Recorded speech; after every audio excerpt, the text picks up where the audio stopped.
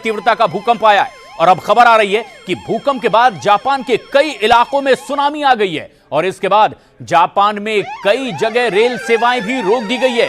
Japan की bullet train को रोक दिया गया है ताकि कहीं इसके बाद कोई और बड़ा हादसा ना हो जाए। और साथ ही साथ खबर आ रही है कि भूकंप का एक बड़ा झटका और उसके बाद एक के बाद एक 21 आफ्टर शॉक भी आए हैं, यानी इन 3 घंटों के भीतर ही करीब 21 से ज्यादा और आफ्टर शॉक भी महसूस किए गए हैं। जो आवाम है वो चैरिटी में काफ़ी दुनिया से बेहतर है।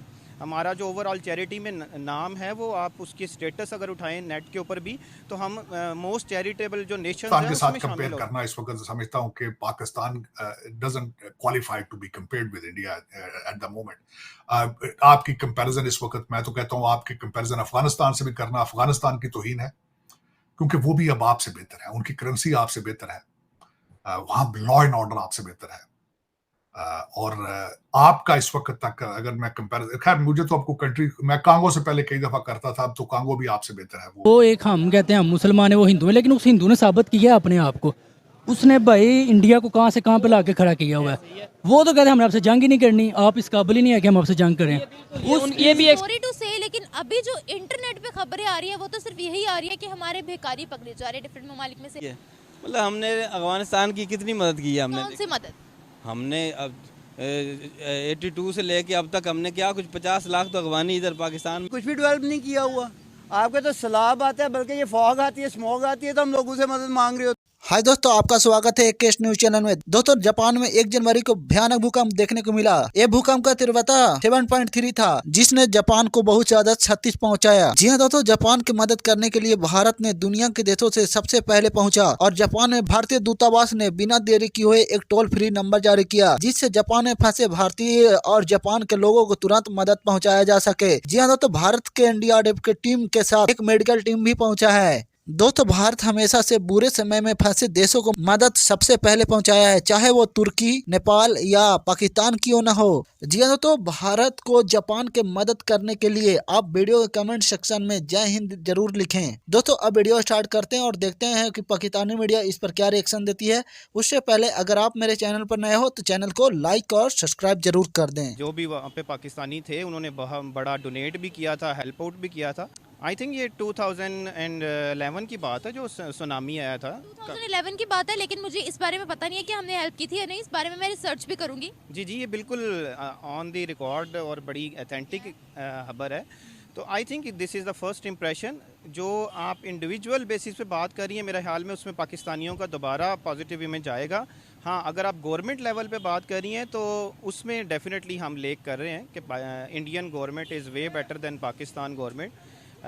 उसमें डेफिनेटली हम तो ख़ुद अपने मुल्क में जो अभी तक हमारे जो यहाँ पे सैलाब का मसला था, उधर हम अपने लोगों को अभी तक पूरी तरह से अकोमोडेट नहीं कर पाए। तो definitely it's a root cause in our government level. तो मैं ये ज़रूर चाहता हूँ और हमारा इसमें गवर्नमेंट लेवल पे भी अच्छा इमेज जाए। जो गवर्नमेंट कर सकती है उसको करना चाहिए। हमारी गवर्नमेंट ने तो तब क्या किया था जब तुर्की के अंदर जलजिला आया था, उन्हीं की चीज़ें पैक करके दे दी, फिर उन्होंने पहचान ली थी। तब हमारी आवाम कहाँ पर थी? अच्छा, क्या डिफरेंस आ जाता है फिर उनमें और हम में कि जापान के तीसरे नंबर पर इकॉनमी है, उनकी हेल्प करना, गवर्नमेंट लेवल पर भी एक्शन लेना बहुत बड़ी चीज़ है।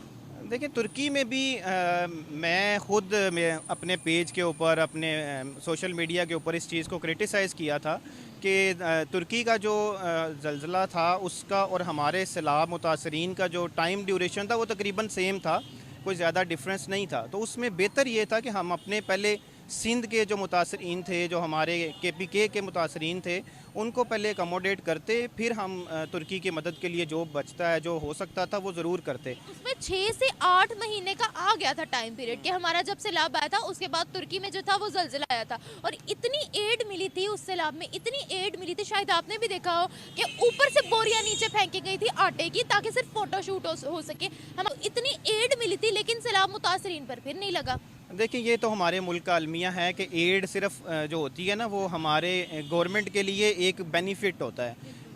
किसी भी किस्म की ट्रेजेडी आती है, कोई नेचुरल डिज़ास्टर आता है पाकिस्तान में, तो वो हमारी गवर्नमेंट्स के लिए एक बोनस होता है।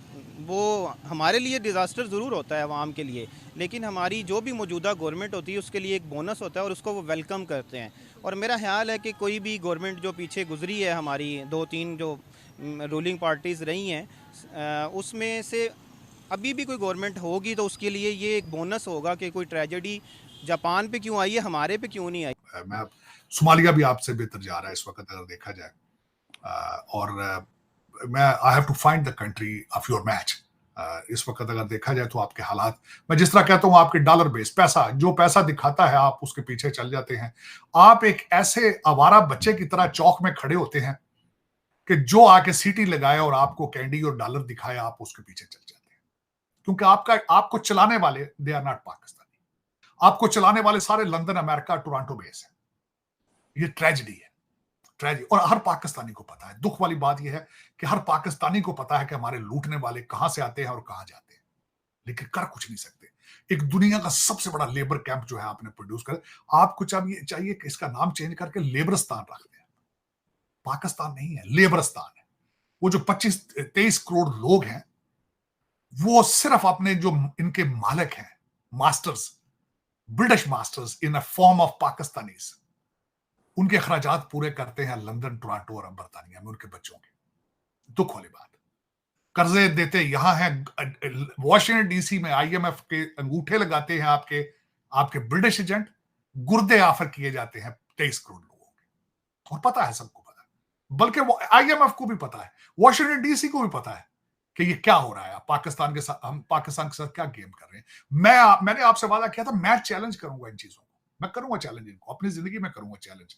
आपको चैलेंज नहीं करूंगा। आपके लुटेरों पे कौन हाथ डाल सकता है? मैंने मरना थोड़ी।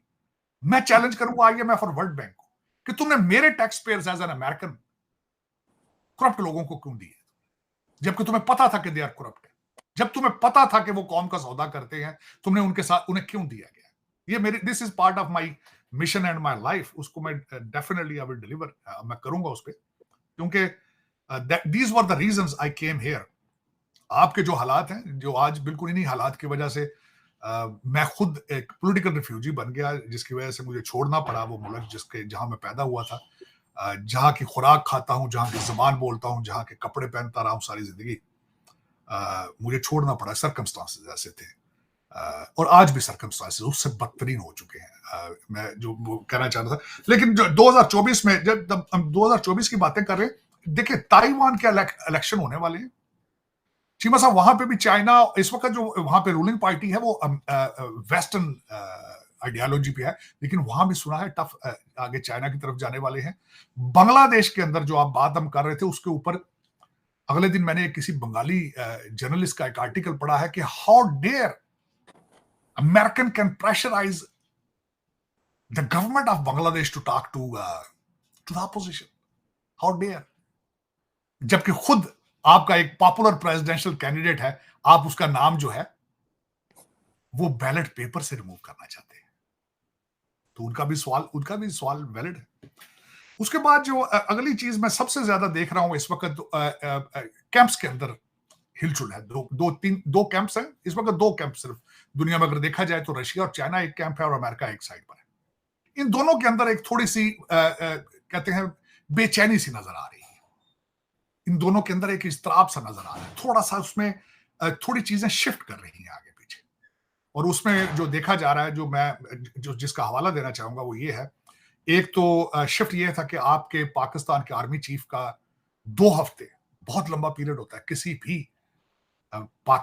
भी एक रूलर का वॉशिंगटन डीसी में 2 हफ्ते बैठना इट्स अ लॉन्ग पीरियड। ज्यादातर लोग यहाँ पे 3-3, 4-4 दिन के लिए आते हैं।